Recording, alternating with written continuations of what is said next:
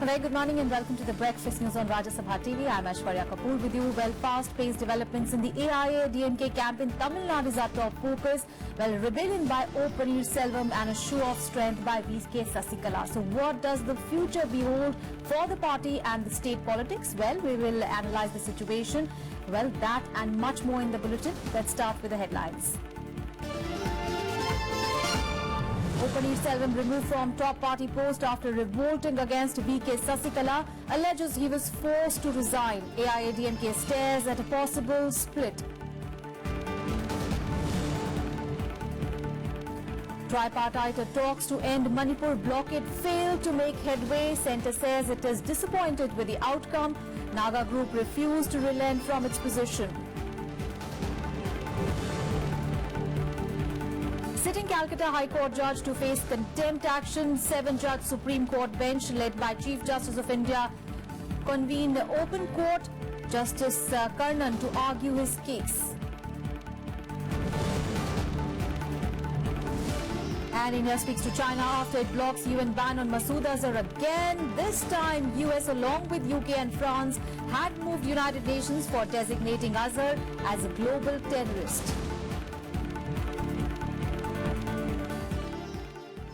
For our top focus this morning, O. Paneerselvam has raised a banner of revolt against VK Sasikala, alleging that he was forced to quit as the Tamil Nadu Chief Minister. Well, in response, Sasikala, who is the AIA-DMK General Secretary, has sacked him from the post of party treasurer. All eyes now on the governor as a possible split in the AIA-DMK looms.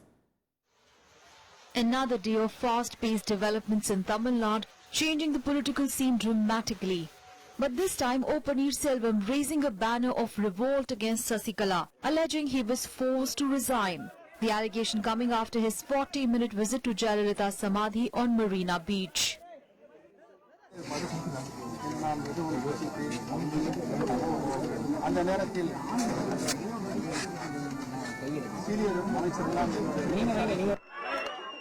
His rebellion earning him people's support. He hinted if people so desire, he would withdraw his resignation.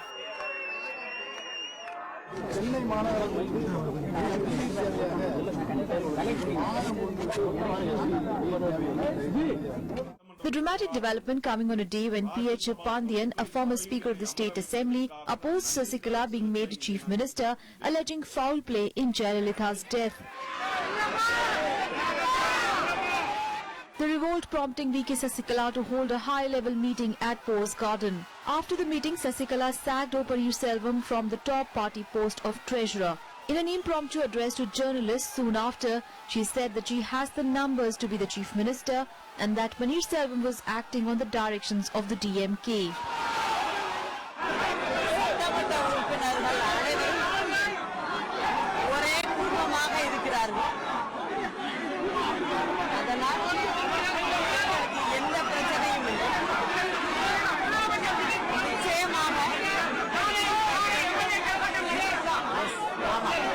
DMK forces are doing all this drama. He wants to go to Delhi, meet the Rashtrapati and also Home Minister. He sought the appointment. That means he wants to see that he is trying to form the ministry.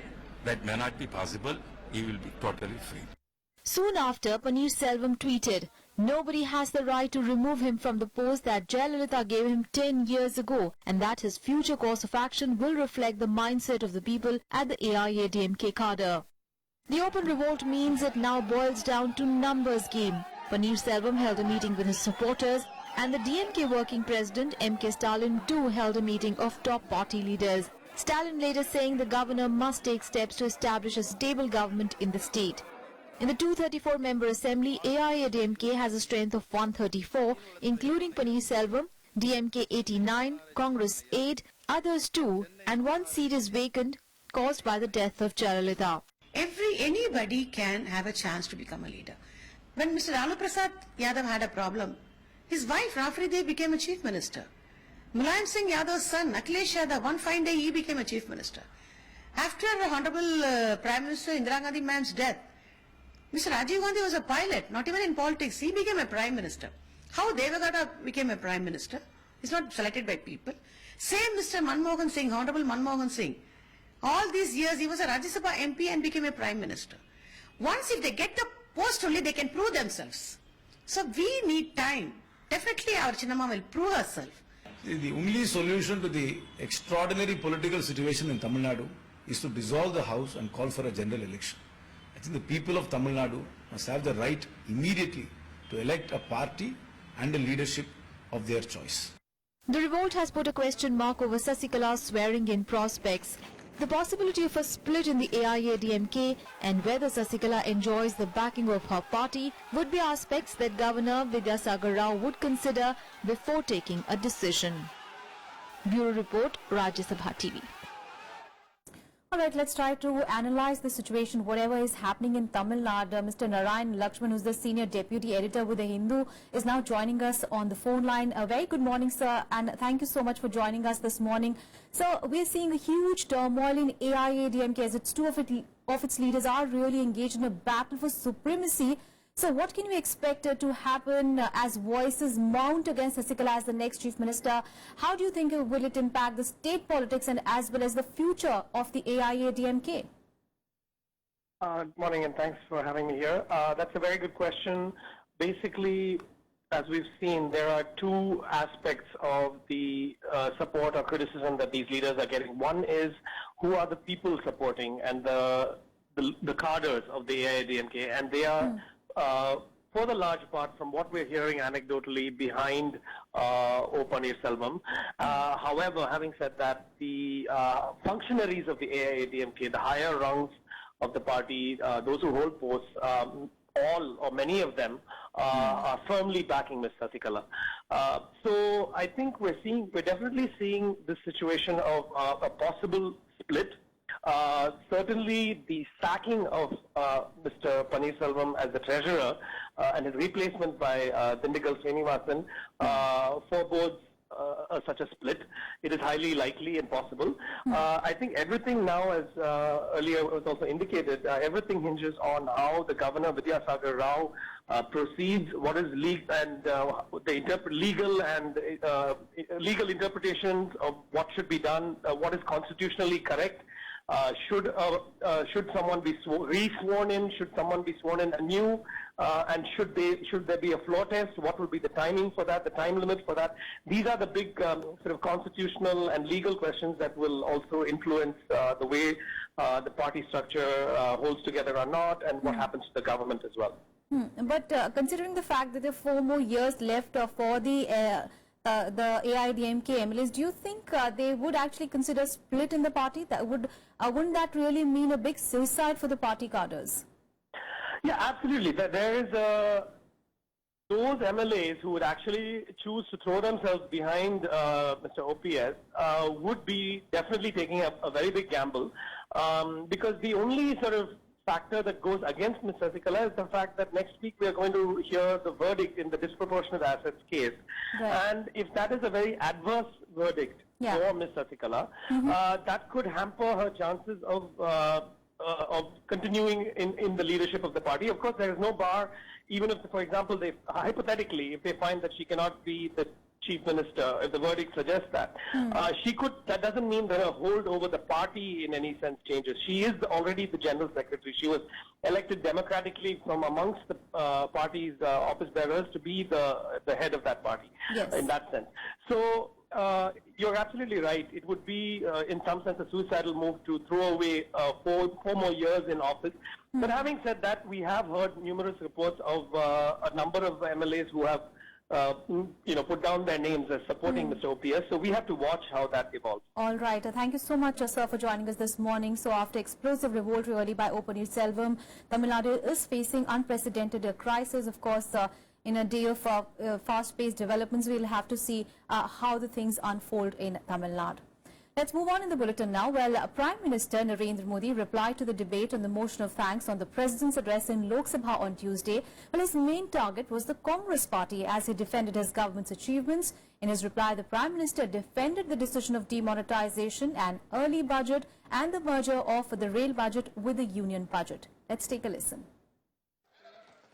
In his reply to the debate on the motion of thanks on the President's address, the Prime Minister responded to each and every charge made by the Congress party. Defending the demonetization decision, he said that it was not taken in haste. He linked it to the fight against black money, saying the note ban was a part of the fight. आप देखिए हमारे देश में साल भर में जितना व्यापार होता है करीब करीब उतना ही व्यापार दिवाली के दिनों में हो जाता है, यानी 50% दिवाली के दिनों में, 50% साल भर। एक प्रकार से पूरा उद्योग व्यापार किसानी सब काम दिवाली के आसपास उसकी पीक पर पहुंच जाता है। उसके बाद नेचुरल लल पीरियड हमारे देश में हमेशा होता है। दिवाली के अलावा दुकानदार भी 15-15 दिन बंद रख करके बाहर चले जाते हैं, लोग अपने आप घूमने। ये प्रॉपर टाइम था कि जबकि सामान्य कारोबार ऊंचाई पर पहुंच गया है, उसके बाद अगर 15-20 दिन दिक्कत होती है और फिर 50 दिन में ठीक ठाक हो जाएगा। और मैं आज देख रहा हूं कि जो मैंने हिसाब किताब कहा था उसी प्रकार से गाड़ी चल रही। The Prime Minister also defended his government's decision of presenting the union budget earlier than usual, saying it was a well thought out one. Bharat एक कृषि प्रधान देश है। हमारा पूरा आर्थिक कारोबार कृषि पर आधारित है। हम मई में करीब करीब बजट की प्रक्रिया को से पार निकलते हैं और 1 जून के बाद हिंदुस्तान में बारिश आना शुरू हो जाता है। 3 महीने तक बजट का उपयोग होना असंभव हो जाता है। एक प्रकार से हमारे पास कार्य करने का समय बहुत कम बच जाता है और जब समय होता है तब आखिरी दिनों की जो पूर्ति करने के लिए हम जानते हैं, हर सरकार जानती है कि दिसंबर से मार्च तक किस प्रकार से बिल कटते हैं और किस प्रकार से रुपये खर्च किए दिखाए जाते हैं। The Prime Minister also slammed Mallikarjuna Kharge, the Congress leader who took the government to task in his speech on Monday. खड़गे जी ने कहा कि काला धन हीरे जवाहरात में है, सोने में है, चांदी में है, प्रॉपर्टी में है। मैं आपकी बात से सहमत हूं, लेकिन ये सदन जानना चाहता है ये ज्ञान आपको कब हुआ? 1988 में आपने बेनामी संपत्ति का कानून बनाया। आपको जो ज्ञान आज हुआ है, क्या कारण था कि 26 साल तक उस कानून को नोटिफाई नहीं किया गया? क्या कारण था उसको दबाव करने? He also launched several political attacks on the Congress party and even mocked its leaders. आखिर भूकंप आ ही गया।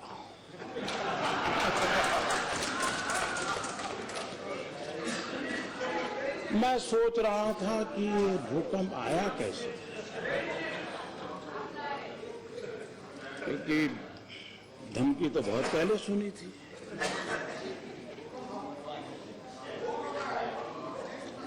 कोई तो कारण होगा कि धरती मां इतनी रूठ गई होगी।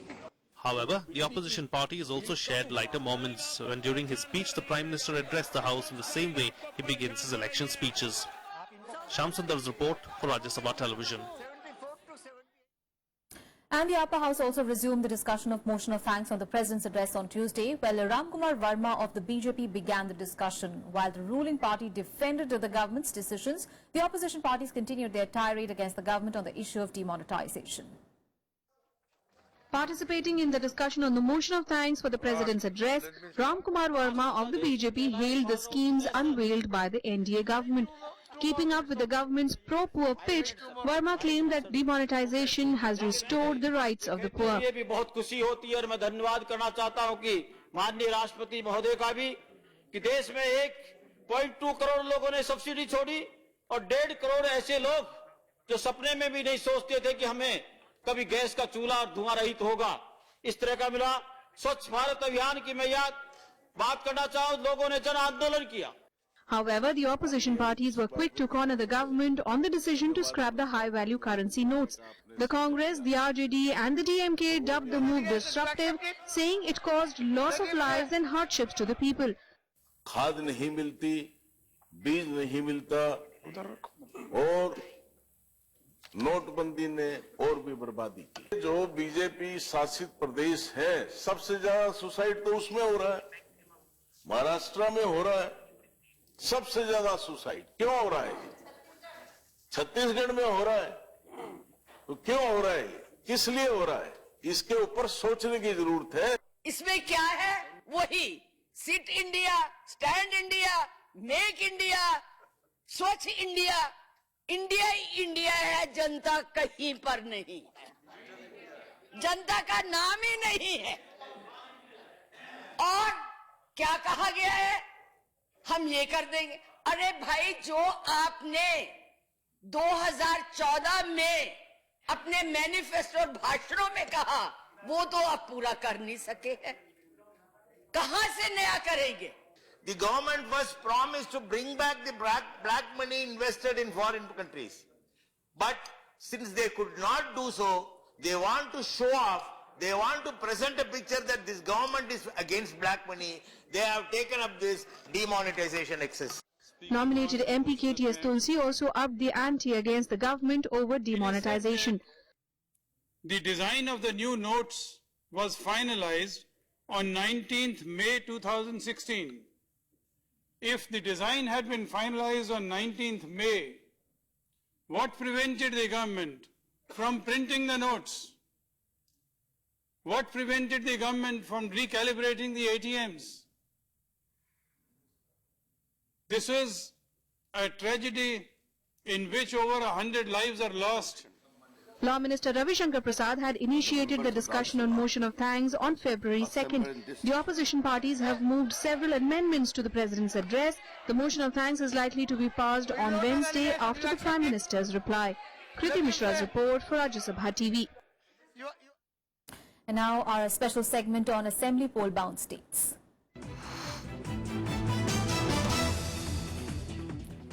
First up, news from Uttar Pradesh, where Chief Election Commissioner Naseem Zaidi along with his team will arrive in Lucknow today to review poll preparations for the third and the fourth phase of assembly elections in Uttar Pradesh. While during the two-day visit, Zaidi will meet administrative officers of the enforcement agencies and also the representatives of all political parties to seek their feedback on election preparedness. While 69 constituencies will vote in the third phase on the 19th of February, and the elections for 53 seats will take place on 23rd of February. And Prime Minister Narendra Modi will campaign for BJP candidates at a rally in Ghaziabad today, which goes to polls on Saturday. Well, security has been beefed up ahead of the rally in Kamla Nehru Nagar constituency.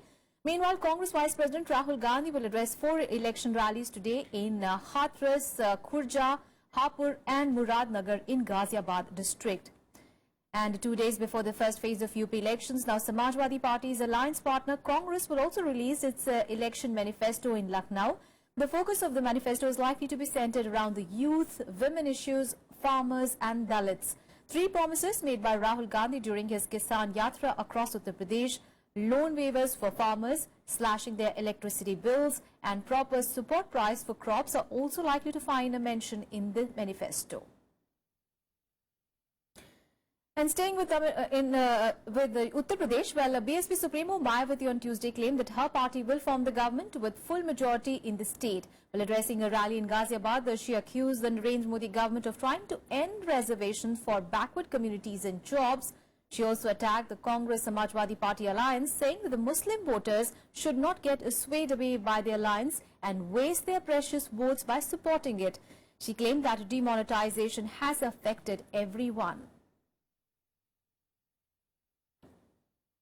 केवल अपने राजनीतिक स्वार्थ में आज से लगभग 3 महीने पहले देश में काला धन व भ्रष्टाचार पर अंकुश लगाने की आड़ में व इसे देश हित से भी जोड़कर फिर बिना पूरी तैयारी के ही पूरे देश भर में अचानक 500 व 1000 रुपए के नोटों पर पाबंदी लगाने का ये एक ऐसा अति जनपीड़ादायी फैसला ले लिया जिसकी मार से देश के लगभग 90% गरीब, मजदूर, किसान व अन्य मेहनतकश एवं मध्यम वर्गीय लोग अभी तक भी पूरे तौर से उभर नहीं पा रहे हैं. Meanwhile, news from the BJP camp, where Home Minister Rajnath Singh claimed that there was not a single corruption charge against the Modi government. While addressing a rally in Shamli, he targeted the Congress Samajwadi Party alliance, saying that the cycle Rahul was using is already punctured. But the BJP leader also promised to waive off the loan of small farmers if voted to power in Uttar Pradesh. मैं यहाँ के मुख्यमंत्री को भी कहना चाहता हूँ और अपने कांग्रेस के युवा नेता से भी कहना चाहता हूँ, अरे भाई मान लिया, जो कमजोर हो जाते हैं वही कहीं कोई सहारा ढूंढते हैं। आप कमजोर हो गए थे, आपको सपा की दरकार थी, सपा कमजोर हो गई थी, आपकी दरकार थी, आप लोगों को बैसाखी चाहिए थी। News from poll-bound Uttarakhand now, and BJP President Amit Shah on Tuesday appealed to the voters in Uttarakhand to vote in favour of his party. While addressing a rally in Ghansali town of Tehri district, Shah assured the voters that the BJP will fulfill all the promises made in the party's election manifesto. While taking a dig at the Congress party, he said that the Harish Rawat government had done nothing for the development of the state. The BJP president also addressed rallies in Pauri and Ramnagar districts. जहां पर पर्यटक बढ़ने चाहिए थे, पहाड़ से पलायन रोकने के लिए रोजगारी के नए नए काम बढ़ने चाहिए थे, बिजली का उत्पादन बढ़ना चाहिए था, समृद्धि बढ़नी चाहिए थी, उसकी जगह एक गुंडई और किन्नाखोरी से चलता हुआ शासन आज पूरे उत्तराखंड को परेशान कर रहा है। मित्रों, आपके पास परिवर्तन का एक मौका है, आपके पास इस सरकार बदलने का एक मौका है। News from poll-bound Goa now. In the Election Commission issued a show-cause notice to Defence Minister Manohar Parrikar over his bribe remark during a public rally in Goa. Well, the notice said that the CD of his speech had not been tampered with in any manner. Well, this after Parrikar claimed that his election speech was incorrectly translated. Well, the poll panel earlier on 2nd of February had issued a notice to Parrikar after it took cognizance of the complaints from the Goa Forward Party as well as the Aam Aadmi Party chief Arvind Kejriwal. The commission also has alleged that Parrikar deliberately and intentionally instigated the public to take a bribe for voting. Now, EC has sought his reply by 9th of February.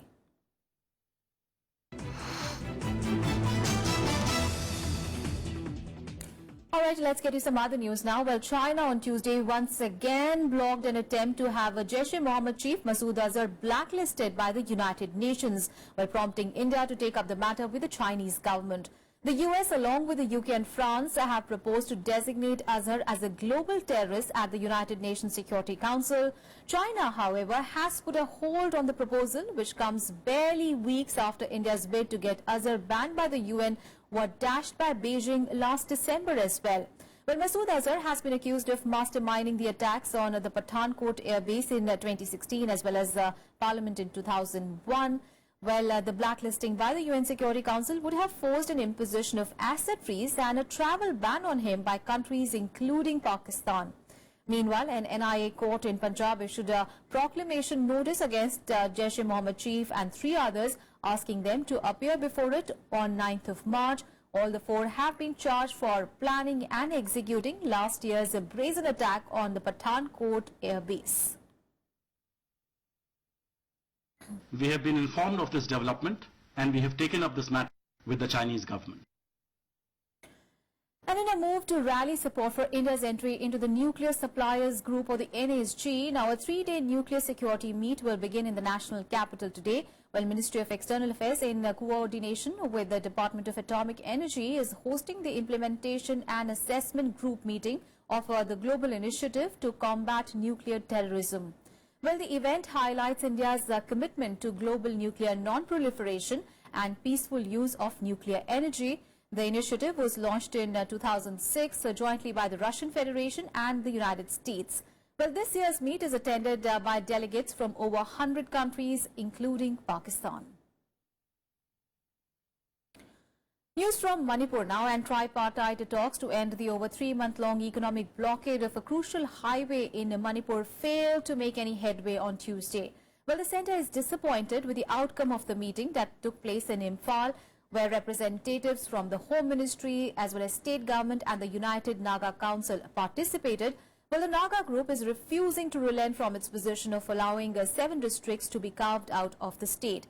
Well, all the three had earlier met in the national capital on 3rd of February as well, and the centre had expressed hope that the blockade would soon end. However, the efforts will be on now to end the blockade in the poll-bound state at the earliest. Remember, polling for the 60-member Manipur Assembly is scheduled to take place on 4th and 8th of March in 2 phases. Normal life in the state has been severely affected, with the National Highway 2 being blocked since 1st of November by the UNC cadres. And in the neighbouring Nagaland, well, pressure mounts on the Chief Minister as organisations spearheading the movement against the state government set a 3-day deadline for TR Zeliang to step down on moral grounds. Well, the Naga Tribes Action Committee, in a meeting with the other tribal bodies, said that the loss of 3 lives and carnage in the state was due to the betrayal by the Chief Minister. Well, Zeliang had allegedly gone back on an agreement postponing the ULB elections for 2 months. Well, the committee has announced that any leader attending the meeting convened by Zeliang today would be treated as anti-Naga.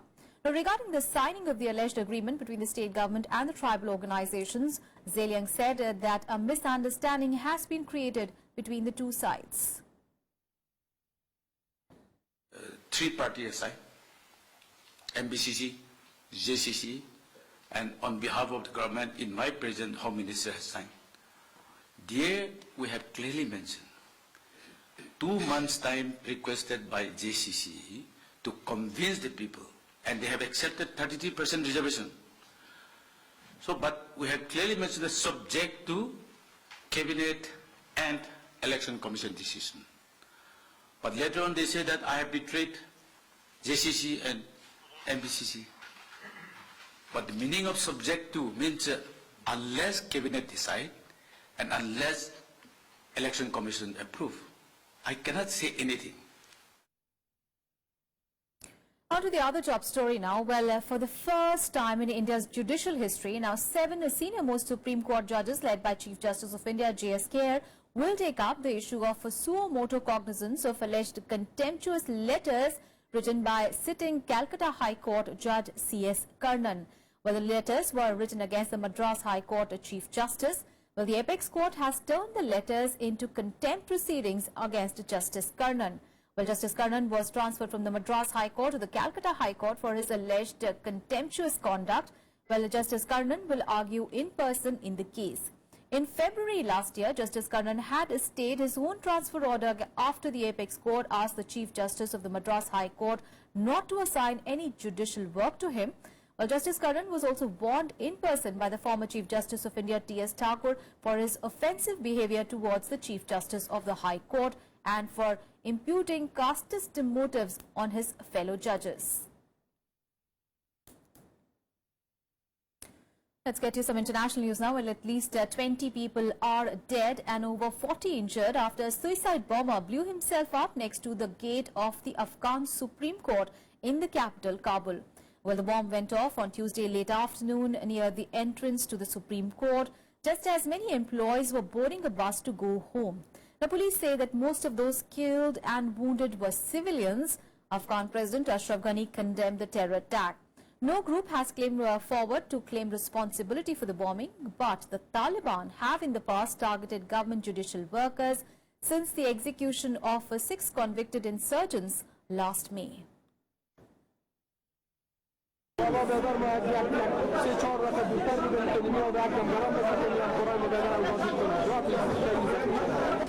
روز یک حمله انتحاری فرد انتحاری خود در جوار بلاک 88 مسجد صبح اینجا پارکینگ وسایط این بلاک است انتحار کرده.